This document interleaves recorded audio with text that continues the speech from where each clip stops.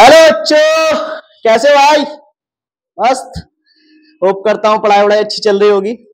नहीं चल रही तो कर लो भाई, क्योंकि समय ज्यादा नहीं बचा। अब दीपावली आने वाली है और एक हफ्ता तो इसमें निकल जाएगा तुम लोगों का। फिर उसके बाद कुछ और आ जाएगा, फिर होली आ जाएगी। यही सब चलता रहेगा। ज्यादा मंथ है नहीं आपके पास। अब मैक्स टू मैक्स 4 और 2 5 से 6 मंथ आपके पास हैं अभी। मीन्स 180 दिन। और इन्हीं 180 दिन में आपको डिसाइड करना है कि डॉक्टर बनना है कि चपरासी। सही कह रहा हूं ना? तो डिसाइड कर लो भाई। नहीं नहीं, सिलेबस की टेंशन तुम मत लो भाई। सिलेबस मैं कराऊंगा, तुम उसकी चिंता मत करो। तुम सिर्फ पढ़ो। हाँ ठीक है, चलो तो फिर शुरू करते हैं अपना मोलस्का। ठीक है, फाइलम का नाम आज मोलस्का है। अब हमें मोलस्का नाम से क्या समझ आता है? ठीक है, पहले नाम को ही तोड़ेंगे। मोलस्का का मीन्स मोइस्ट। मोइस्ट मतलब जो बहुत ज्यादा सॉफ्ट हो। ठीक है, तो इसमें ऐसे एनिमल्स पाए जाते हैं, कैसे होते हैं? जो मोइस्ट एनिमल्स।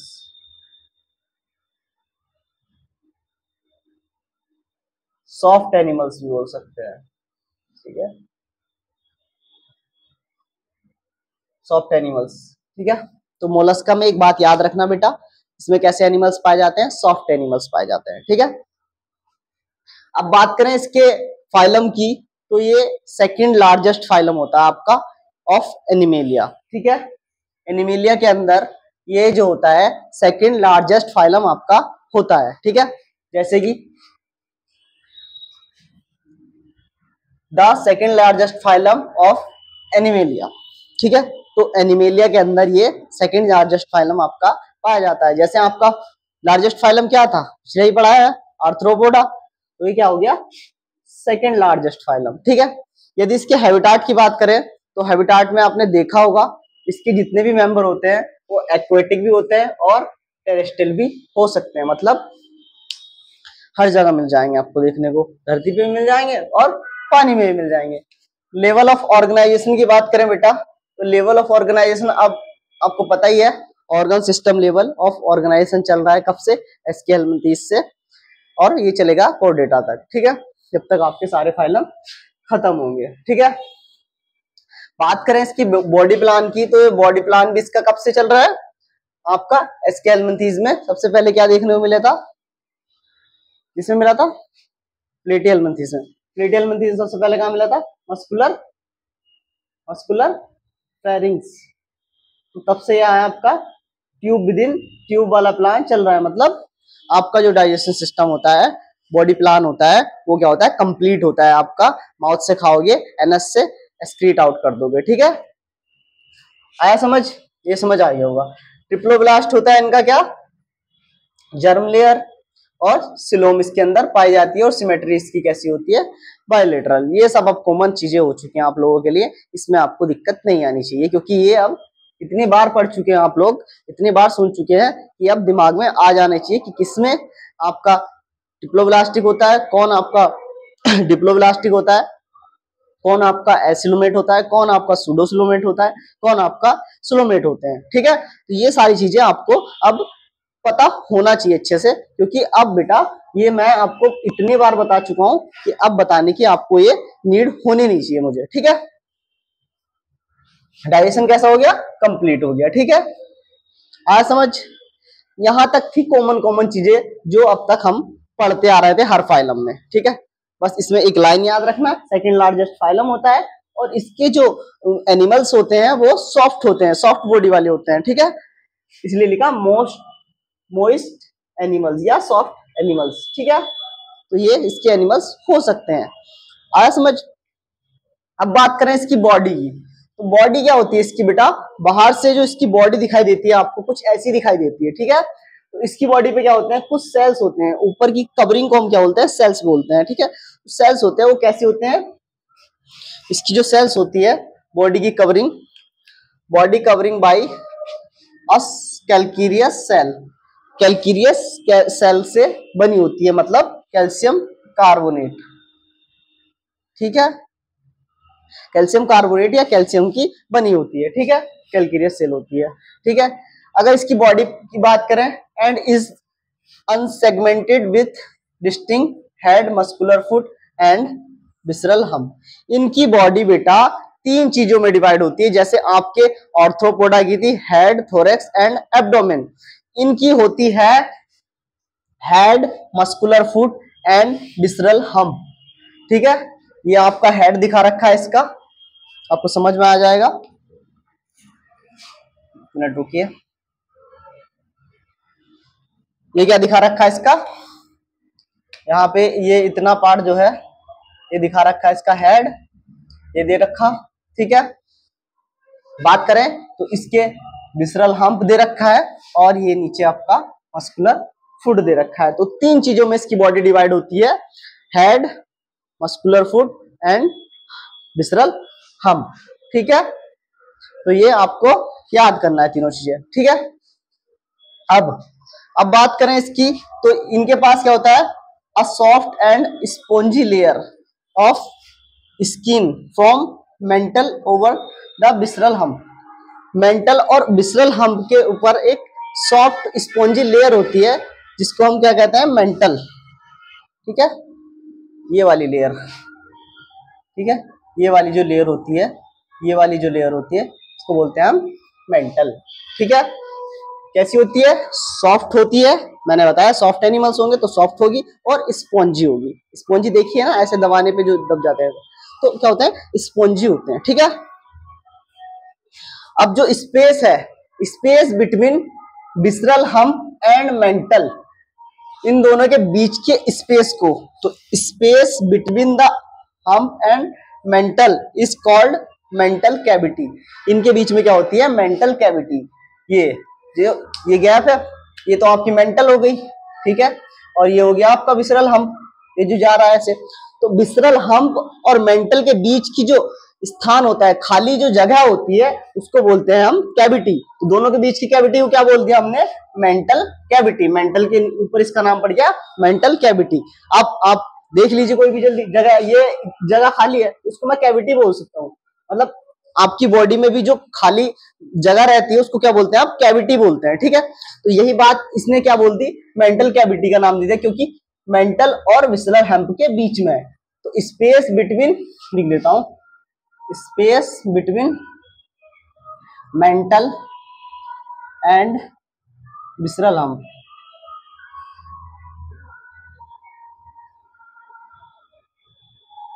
ठीक है, space between mental and visceral hump. ठीक है, तो इसको क्या बोलेंगे हम, मेंटल कैविटी। ठीक है, इतना समझ में आया बेटा। In which feather like organ, feather like gills, इनके पास क्या होता है, फीदर लाइक गिल्स होते हैं। कौन से वाले, ये देखो यहाँ पे बने हैं ऐसे, फीदर लाइक होते हैं ना, ये गिल्स होते हैं इनके। ठीक है, फीदर लाइक गिल्स होते हैं। प्रेजेंट, जो क्या काम करते हैं, रेस्पिरेशन का काम करते हैं एंड एक्सक्रीशन का। मोस्टली जो गिल्स काम करते हैं ना बेटा, रेस्पिरेशन का करते हैं, और इसमें क्या कर रहे हैं, एक्सक्रीशन का भी कर रहे हैं। तो ये क्वेश्चन बहुत इंपॉर्टेंट हो जाता है, इसमें मैं इंपॉर्टेंट लिख देता हूं। इनके गिल्स जो है दोनों काम करते हैं, रेस्पिरेशन इंपॉर्टेंट है, इसको याद रखना, इंपॉर्टेंट है। क्या काम करते हैं, एक्सक्रीशन का भी काम करते हैं और रेस्पिरेशन का काम भी करते हैं। ठीक है, क्योंकि आपने मैक्सिमम समय में देखा होगा कि जो गिल्स होते हैं आपके, वो किस चीज का काम करते हैं, रेस्पिरेशन का। आपने फिशेस में भी देखा होगा, फिशेस में जो आपकी मछलियां होती हैं, उनमें भी आपने देखा होगा, जो गिल्स होते हैं वो सिर्फ और सिर्फ रेस्पिरेशन के लिए पाए जाते हैं। बट जो आपके मोलस्कन होते हैं, उनके जो गिल्स होते हैं, वो एक्सक्रीट आउट भी करते हैं और रेस्पिरेशन का भी काम करते हैं, हवा का भी काम करते हैं। ठीक है, हवा को बाहर और अंदर ले जाने का काम करते हैं, हवा का काम नहीं करते। ठीक है, ये आया समझ, आया समझ, इतनी चीजें समझ में आ गई। ठीक है, अब क्या होता है, द एंटीरियर हेड, जो इसका एंटीरियर हेड होता है, ये जो मैंने आपको बताया एंटीरियर हेड होता है, इसके अगले रीजन पे क्या होता है, सेंसरी एंटीने होते हैं, सेंसरी एंटीने या सेंसरी टेंटिकल्स इनको हम बोलते हैं। ठीक है। ये टेंटिकल्स होते हैं इनके हेड पे, ये बने हुए हैं ना, ये मैंने बनाया, ये टेंटिकल्स हेड पे इनके बने होते हैं, ठीक है। तो ये आपके एनसीईआरटी ने दिया है। The mouth contain file like organ, इनका माउथ जो होता है फाइल लाइक ऑर्गन, मतलब file like respiring organ for feeding called radula, इसको हम क्या बोलते हैं, रेड्यूला। और ये किस लिए होता है, फीडिंग के लिए होता है। फीडिंग के मतलब अपने जो इनका खाना होता है उसको पकड़ने के लिए, फीड करने के लिए, तो उसके लिए इनके पास क्या होता है, file like organ. File like organ का मतलब समझ रहे हो तुम? चलो एक देसी भाषा में, एक जुगाड़ के हिसाब से आपको समझाते हैं, एक देसी जुगाड़ एकदम, ठीक है। आपने घर में कभी वो देखा होगा ना जिससे आप खीरा छीलते हैं, इसको छिलन बोलते हैं हिंदी भाषा में, गांव की भाषा में जो घर में बोला जाता है नॉर्मली उसको, तो वो देखा, वैसे ही कुछ इनका ऑर्गन रहता है जिसको हम फाइल लाइक ऑर्गन बोलते हैं, ठीक है, जिसको हम रेड्यूला बोलते हैं, ठीक है। इसके जैसा रहता है जिससे हम आलू छीलते हैं, या आप कभी कभी खीरा वगैरह छीलते हैं, ककुम्बर, ठीक है। तो उस वो जो पाया जाता है वो रेड्यूला जैसा स्ट्रक्चर होता है, ठीक है, ठीक है। रेड्यूला का उसके जैसा एकदम स्ट्रक्चर होता है, किसके जैसा, क्या बताया मैंने, घर में जो खीरा छीलने वाला जो होता है ना, इसको छीलन बोलते हैं, जिसको ऐसे ऐसे छीलते हैं आप लोग, उसी को हम रेडुला बोल रहे हैं, ये समझ लीजिए आप, फाइल लाइक ऑर्गन रेडुला, ठीक है। They usually dioecious and oviparous. अब ये बात तुम्हें पता ही है कि डियोसियस का मतलब क्या होता है, जिसमें मेल और फीमेल क्या होते हैं, अलग अलग होते हैं, या तो फीमेल होगा या मेल होगा, एक कोई भी इसमें जेंडर होगा, ठीक है, मेल होगा या फीमेल होगा, ठीक है। और ओबीपेरस, ओबीपेरस मींस कि सिर्फ और सिर्फ अंडे देने वाले होंगे, ठीक है। मैंने बताया था ओबीपेरस होता है, बीबीपेरस होता है, और एक ओबीबीबीपेरस होता है, ठीक है। ओबीपेरस वो होते हैं जो बेटा अंडे देते हैं, बीबीपेरस वो होते हैं जो बच्चे देते हैं, सिर्फ यंग वंस को जन्म देते हैं, और ओबीबीपेरस वो होते हैं जो अंडे और बच्चे दोनों देते हैं एक साथ, ठीक है। उसका एग्जांपल भी मैंने बताया था आपको, कैंगरू रेट, ठीक है, कंगारू जिसको बोलते हैं, ठीक है।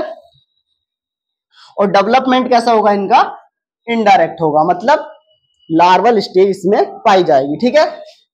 कैसी, लार्वल स्टेज सीन, ठीक है। तो इसमें लार्वल स्टेज आपको देखने को मिलेगी, ठीक है। अब बात करते हैं इसके एग्जाम्पल्स के बारे में, जो बहुत ज्यादा इंपॉर्टेंट है, जहां से क्वेश्चन बनता है आपका मैक्सिमम टाइम।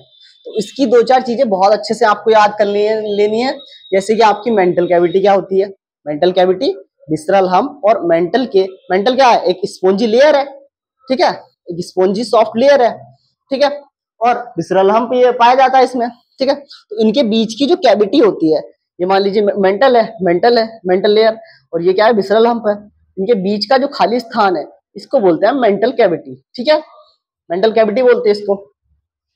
अब इनके गिल्स बहुत काम की चीज है, गिल्स बहुत बढ़िया है, क्योंकि दो काम कर रहे हैं हमेशा। क्या गिल्स काम करते थे, रेस्पिरेशन का, इसमें ये एक्सक्रीट आउट भी कर रहे हैं, मतलब एक्सचेंज ऑफ गैसेस भी करेंगे, और जो आपका फालतू का वेस्ट मटेरियल होगा वो उसको बाहर निकालने का काम भी कौन करेंगे, इनके गिल्स ही करेंगे, ठीक है। तो ये चीजें आपको याद रखनी।